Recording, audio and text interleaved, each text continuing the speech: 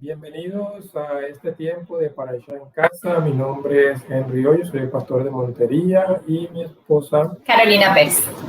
Hoy tenemos el honor de compartir unas reflexiones sobre la Parashá Ukab, la cual se encuentra en el libro de Números, capítulo 19, del verso 1 al capítulo 22, verso 1.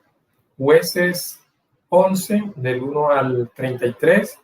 Y el libro de Juan, capítulo 3, del verso 9 al 21. Esa sería la cita que estamos compartiendo. Y nos vamos a apoyar en comentarios que encontramos en la voz de la Torá, del rabino Eli Moon. Hablarán de Torá, del rabino Moshe Bogolminsky, el Humas de Shem Tov, Shalom Aruz con el Jardín de la Educación, comentarios de Stefan Blab y comentarios del Boletín Shavuot. No sé si me faltó. No, ya. Los temas que vemos en esta parashá son las leyes de la vaca rojiza, la purificación de quienes estuvieron en contacto con cadáveres. La segunda leyá que vemos es la muerte de Miriam y la sed del pueblo, el pecado de Moshe y Aarón en el decreto de Dios sobre ellos. Cuarta leyá, el pedido al pueblo de Edom y su rechazo. La quinta leyá, la muerte de Aarón, la guerra contra los cananí, la queja del pueblo y el castigo de la serpiente de cobre. Sexta leyá, vemos otros desplazamientos y acontecimientos de Israel, la canción de Israel. Y séptima leyá, las guerras en contra de los reyes Sihón y Og. Bueno, vamos a entrar a contexto. Cuéntanos qué significa la palabra Ukab y alguna introducción de esta parashá. Bueno, la palabra Ukab es la número 2708 del diccionario Strong. Es el femenino de Job. En el diccionario Strong encontramos en el 2706. Y traduciría obligación, decreto, ley o ordenación.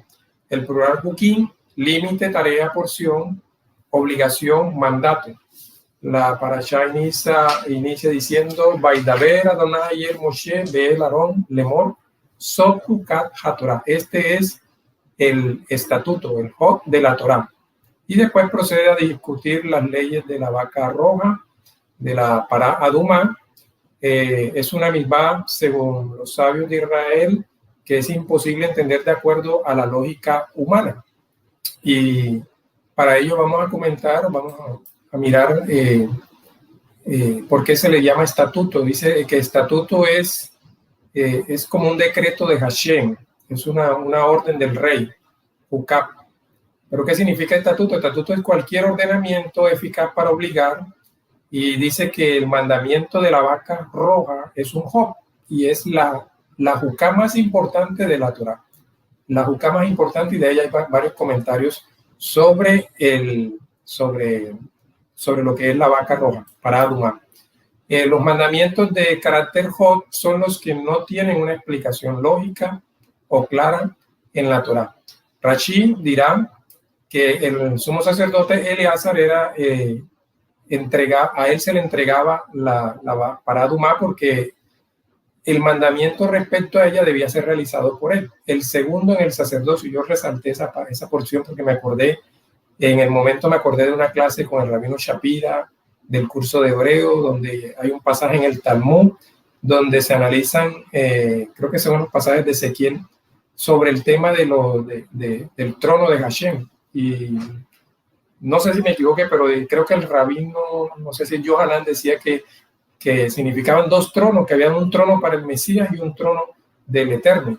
Y los otros rabinos cuestionaban. Y bueno, el segundo al mando es nuestro Mesías Yeshua, al cual obviamente es la representación del Padre y obviamente se asemeja, puede asemejarse digamos que al que viene a sacrificar esa vaca. En Números 19:1 está el mandato. El Señor le dijo a Moshe y Aarón: el siguiente estatuto forma parte de la ley que yo, el Señor, he promulgado. Los israelitas traerán una vaca de piel rojiza, sin defecto y que nunca haya llevado yugo. Resaltamos la palabra llevado yugo porque obviamente vamos a relacionarlo ahorita con otra palabra. En Eclesiastés 7, 23, 24 dice que el rey Salomón estudió mucho este pasaje de la vaca roja, pero debió reconocer que lo que existe es tan lejano y es tan íntimamente profundo, ¿y quién podrá alcanzarlo? Digamos que cualquier judío que nos vea hoy, vea la transmisión, dirá, bueno, estos son gentiles que están aprendiendo judaísmo, están empezando, ¿cómo así que ya tienen la interpretación de la vaca roja? Si la misma Torá, que es la verdad, dice que el rey Salomón, que fue el rey más sabio, la Torá dice que no habrá hombre tan sabio como Salomón, dijo que no la había entendido y nosotros la vamos a entender. Pues vamos a mirar pasajes en la siguiente diapositiva de lo que dice el profeta Zacarías. Zacarías en el capítulo 14 del 6 al 7 dice, en esta época lejana no será más una luz escasa y apagada. Este será un día único que Elohim solo conoce, que no será día ni noche, y en ese momento de la tarde cuando aparecerá la luz. Nuestros sabios interpretan este versículo, dice que todas las cosas que nos parecen misteriosas en este mundo serán esclarecidas en el mundo futuro. Rabí Leví agrega que la ley de la vaca roja es uno de los 4 juquín. Antes de mirar los 4 juquín que hablan los sabios, miremos lo que dice Job con respecto a lo puro y lo impuro, porque obviamente la vaca servía para purificar, las cenizas de la vaca mezcladas con agua servían para purificar a una persona que tuvo contacto con muerto. Entonces, ¿cómo puede ser esto de que algo muerto va a traer purificación a alguien vivo? Job 14:4 dice, ¿quién hace surgir lo puro de lo impuro sino Hashem, que es el único? Abraham salió de Terán, Ezequías de Ahaz, o Yoshías de Amón. Y cuando la sangre materna se convierte en leche, aun cuando la sangre está prohibida de consumir y que la leche se convierte en una fuente de vida, no es obra de aquel que hace nacer lo puro de lo impuro. Nidab 9a. ¿No es Hashem quien cambia lo impuro en puro? Ahora sí miramos la porción donde Ketiel Stefan Blatt nos muestra la relación que puede existir con el Mesías. Pues dice, los mandamientos que tienen que ver con el Job o la Jucá están conectados de una manera especial con el Mesías. No los vamos a tratar por temas de tiempo, pero mencionamos que uno es la ley del levirato, otro es la prohibición de las mezclas. Curiosamente, una de las mezclas se daba en la ropa del Cohen Agadol, el sumo sacerdote. La ley del chivo expiatorio, que sí está en el libro de Juan, capítulo 1, 29, donde dice que Juan vio a Yeshua, que se acercaba a él y dijo, he aquí el Cordero de Elohim que quita el pecado del mundo. Vemos el chivo que se presentaba obviamente en Yom Kippur.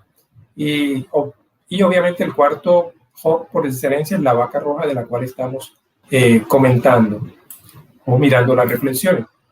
Miremos los pasajes de la Brit Hadasha que hacen referencia donde Yeshua vino haciendo cosas de purificación. Por ejemplo, la persona que tenía lepra era una persona que aparentemente es como si estuviera muerta. La lepra estaba relacionada con la muerte. Eso es lo que lo hizo el comentario el pastor Jorge Brugués en el discipulado. Entonces este leproso le pide a Yeshua que lo limpie y que si quería limpiarlo, y él dice, sí quiero, le digo, queda limpio, y al instante quedó sano de la lepra. O sea, vino dándole sanidad a alguien que estaba en estado de muerte. Y en 2 de Corintios capítulo 5 verso 21 dice, al que no cometió pecado alguno, por nosotros Dios lo trató como pecador, para que en él recibiéramos la justicia de Elohim. Hemos resaltado el que no cometió pecado porque una de las condiciones de las características de la vaca era que no debía tener yugo. Y eso nos enseñó en la palabra que la persona que peca es esclavo del pecado. Yeshua nos vino a dar un ejemplo y él dice la palabra que no cometió pecado, por lo cual no tuvo ningún yugo sobre él. El único yugo que tuvo era la obediencia absoluta al Eterno. Bueno, ¿y cómo sería esa impurificación hoy en día? Bueno, la impurificación hoy en día, pues, con las obras de muerte, la podemos relacionar con las obras de la carne. Y de esto nos habla el Rat Shaul, el apóstol Pablo, en el libro de Romanos, capítulo 8, hace referencia en el versículo 13, a las obras de la carne. Dice, porque si vivís conforme a la carne, habréis de morir. Pero si vivís por las obras del Espíritu, dice, porque todos los que son guiados por el Espíritu de Elohim, los tales son hijos de Elohim. Las obras de la carne, pues la vamos a ver más detallada en el pasaje de Gálatas. En Gálatas capítulo 5, pues vamos a darnos cuenta cuáles son esas obras de la carne, o las obras que nos llevan a digamos, a ese contacto con muertos. En Gálatas capítulo 5, del verso 16 al 20, dice, andad por el Espíritu y no cumpliréis el deseo de la carne, porque el deseo de la carne es contra el Espíritu, son contrarios. ¿Cuáles son esas obras? En el verso 19 dirá el verso 19, las obras de la carne son evidentes, las cuales son inmoralidad, impureza, sensualidad, idolatría, hechicería, enemistades, pleitos, celos, enojos, rivalidades, disensiones, sectarismo, envidia, borrachera, orgía y cosas semejantes. Quiere decir que hay todavía muchas más, contra las cuales os advierto, como ya los he dicho antes, los que practican tales cosas no heredarán el reino de los cielos. He resaltado algunas porque se nos están viendo. La idea es que todo creyente no practique esto, y actualmente con estos paros que estamos viviendo en Colombia, puede obviamente uno tener la tentación de tener enojos, pleitos o disensiones. Y la idea es que un creyente a esas alturas no pase por eso, no se contamine de estas obras. El deseo del Eterno es que andemos por el Espíritu. Y en cambio el fruto del Espíritu, dice el mismo libro de Gálatas, es el amor, la alegría, la paz, la paciencia, la amabilidad, la bondad, la fidelidad, la humildad y el dominio propio. Dice que contra tales cosas no hay ninguna condenación. Nadie puede condenar estas actitudes, ni siquiera aquellos que hacen el mal.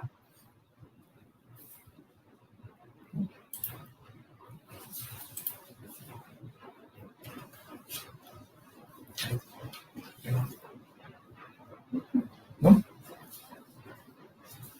Perdón un momentico aquí. Bueno, aquí hay otros comentarios sobre el tema que vemos en el capítulo 20. Capítulo 20, vamos a mirar unos temas como la muerte de Miriam, vamos a mirar el pasaje del golpe de Moshe a la roca, vamos a mirar la queja de los israelitas y curiosamente hay unos comentarios interesantes en la siguiente diapositiva.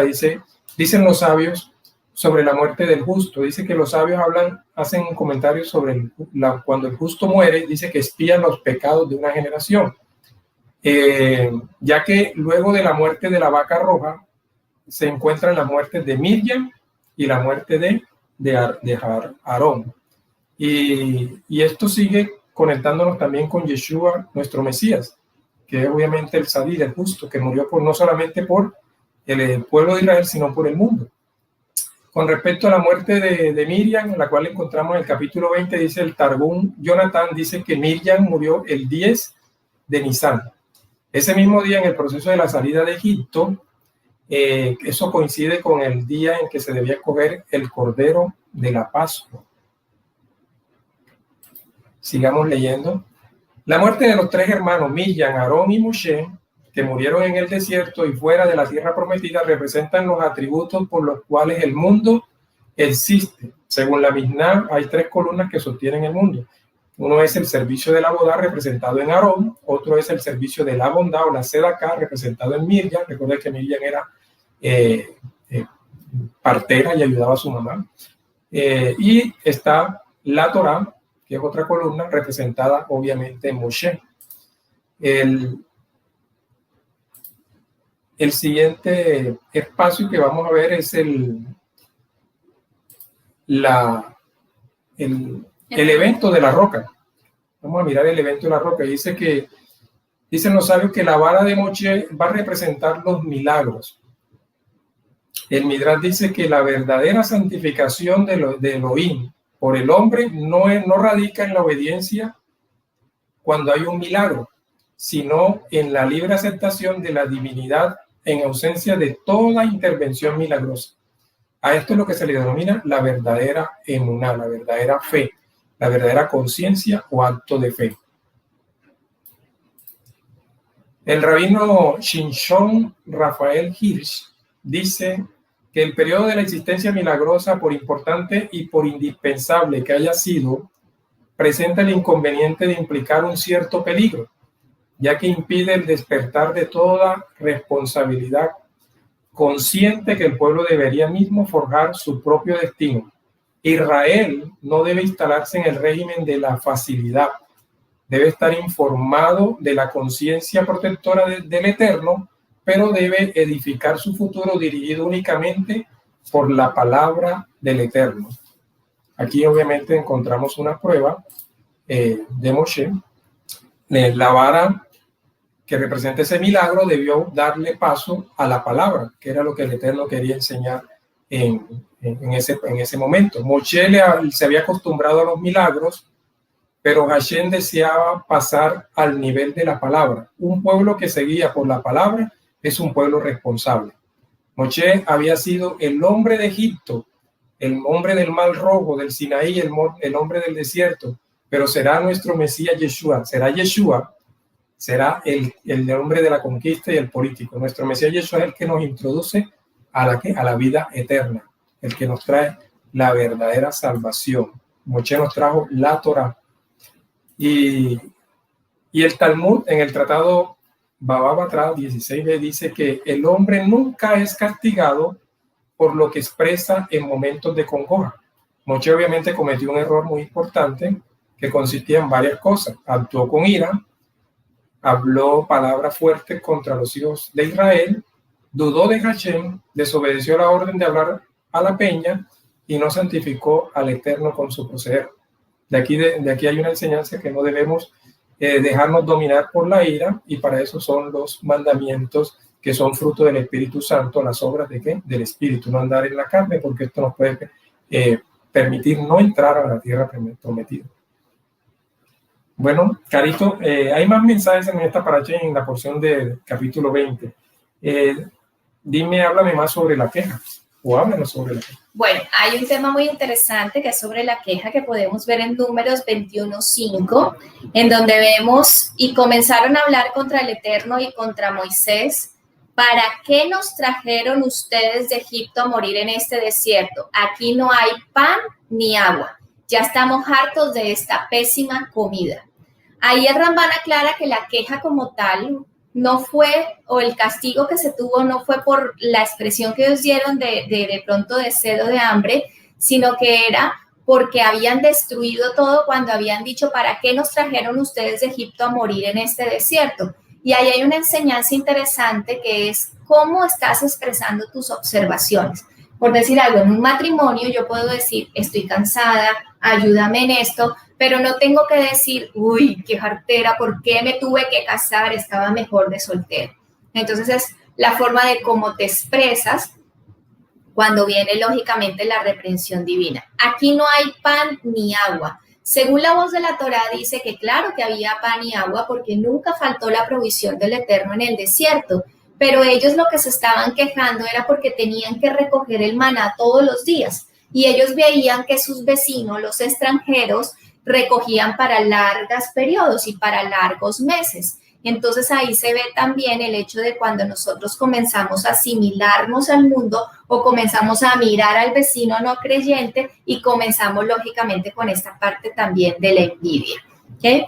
También se habla que si nos damos cuenta, no era por las propias fuerzas de nosotros, sino Hashem lo que nos quería era enseñar que por las fuerzas de Él era nuestra provisión, como dice el Padre Nuestro, que dice, Padre Nuestro, lógicamente danos el pan de cada día.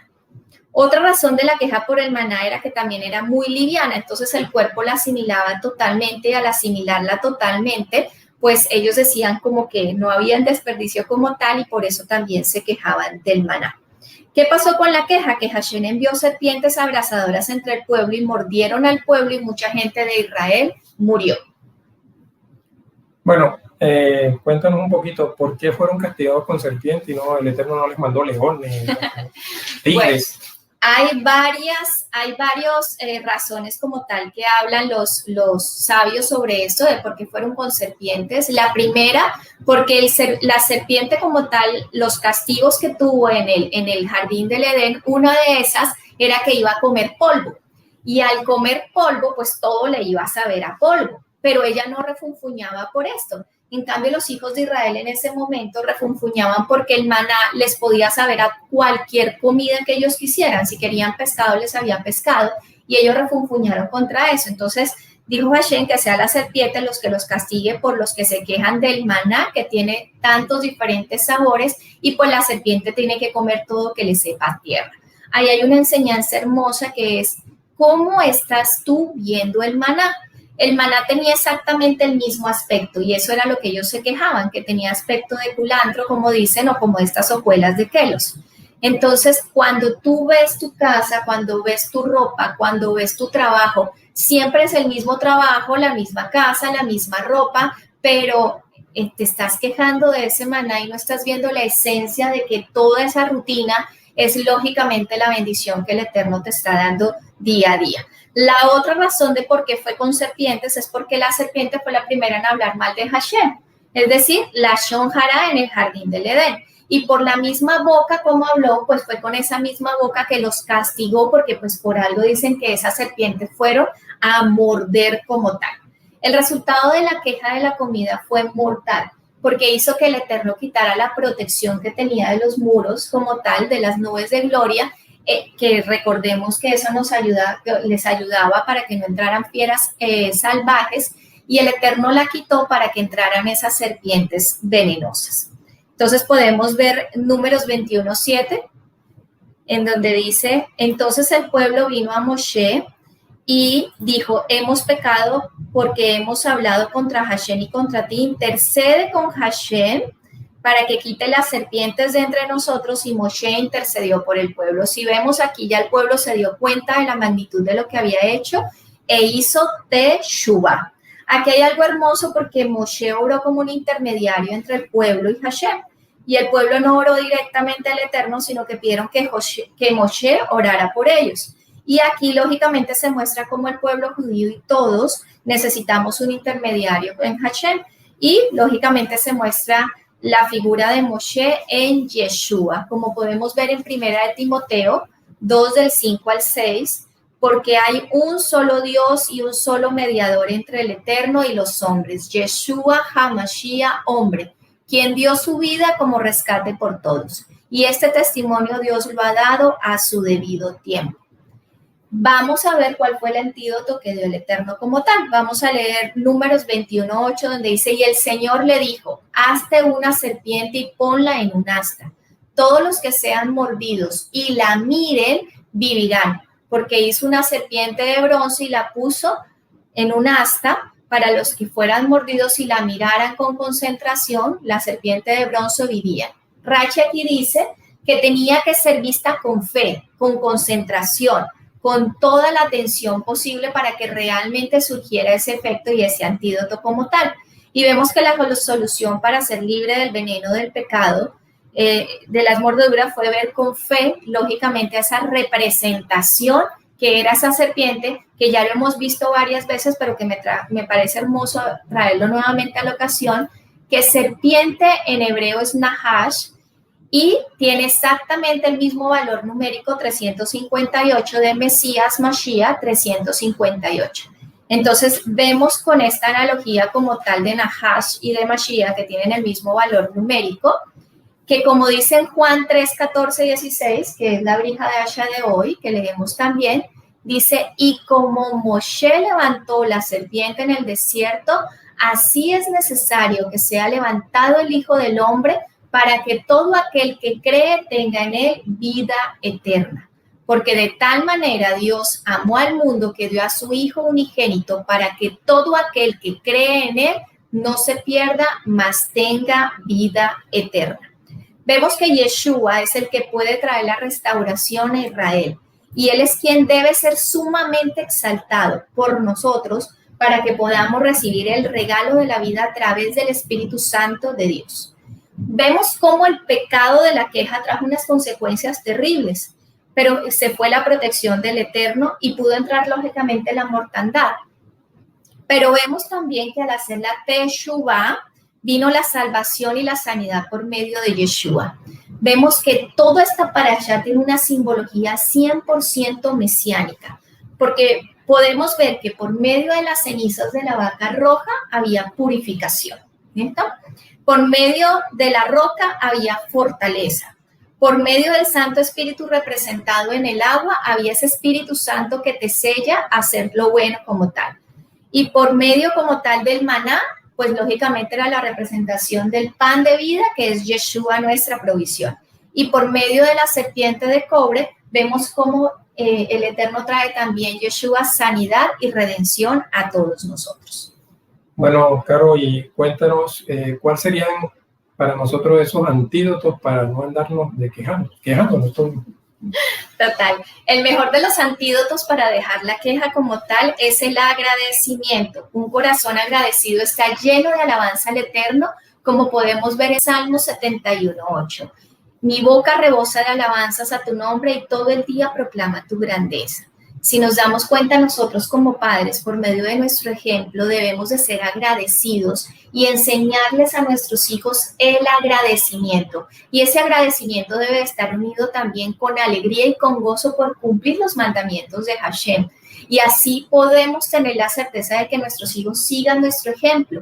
Porque más adelante, si ellos ven tristeza, amargura, murmuración en casa, pues van a ver que de pronto hay más alegría en las cosas mundanas que realmente en cumplir los mandamientos y seguir la luz de la Torá. Entonces es importante tomar tal, la luz de Yeshua se revela solamente cuando se sirve con amor, con alegría y con agradecimiento. También es importante enseñarles a nuestros hijos el agradecimiento tanto a Hashem como lógicamente un agradecimiento doble. Pongamos un ejemplo. El hijo tiene sed, la mamá le trae un vaso con agua. Hay que enseñarle que el Eterno trae como un conducto por medio de la mamá o de la niña que nos ayuda en la casa o algo a traer una necesidad y a suplir una necesidad y también dar gracias a Hashem como fuente de todo. Quiero que leamos Filipenses 2 del 14 al 16 que me encanta y en uno de los individuales que usamos para Shabbat lo tenemos y es: haced todo sin murmuraciones y contiendas para que seáis irreprensibles y sencillos hijos de Dios sin mancha en medio de una generación maligna y perversa, en medio de la cual resplandecéis como luminarias en el mundo. Nosotros somos llamados a traer la luz de Yeshua HaMashiach y una de las formas es sin quejas, sin contiendas, sino dar siempre agradecimiento a Él y traemos la luz en medio de esta generación torcida y depravada. Otra cosa hermosa que estábamos hablando era sobre la alegría y lo vemos también en Filipenses 4 del 4 al 6. Así sea con tapabocas, vamos a alegrarnos. Alégrense siempre en Adonai, insisto, alégrense. Que su amabilidad sea evidente a todos. El Señor está cerca. No se inquieten por nada, más bien en toda ocasión, con oración y ruego, presenten sus peticiones al Eterno y denle gracias. Salmo 102. Servid al Señor con alegría, venid ante Él con cantos de júbilo. Es importante como tal que nuestra boca esté llena de alabanzas, de alegría y de agradecimiento, aún en momentos difíciles, aún en momentos como tal de que hayan dificultades. Los niños tienen que ver y tenemos que ser ejemplos de que Hashem toma el control de todo y que todo está bajo el control de Él. Recuerdas que cuando le preguntamos a Eliyahu que nos había tocado la parashá Jucat, le dijimos, bueno, mi amor, entonces, ¿qué piensas tú de esta parashá? Entonces él dijo, muerte, mucha muerte. Y ok, podemos ver pasajes de muerte como la muerte de Aarón, la muerte de Miriam, la muerte lógicamente por las picadas de las serpientes, pero hay algo bonito también. Vemos cómo esta parashá nos habla 100% del Mesías. Como ya lo habíamos dicho, nuestra roca, nuestro sustento, nuestro maná, nuestra salvación y nuestra sanidad. Entonces, Yeshua como tal te ha venido a traer vida y vida en abundancia. Entonces, quiero cerrar con este versículo, Juan 10, del 10 al 11, en donde dice, el ladrón no viene más que a robar, matar y destruir. Yo he venido para que tengan vida y la tengan en abundancia. Yo soy el buen pastor. El buen pastor da la vida por sus ovejas. Bueno, gracias, Carito. Gracias, querida comunidad. Espero que haya sido de bendición esta reflexión. Nos vemos en un próximo episodio de Parashá en Casa. Que el Eterno les bendiga y les guarde. Shalom, chao a todos.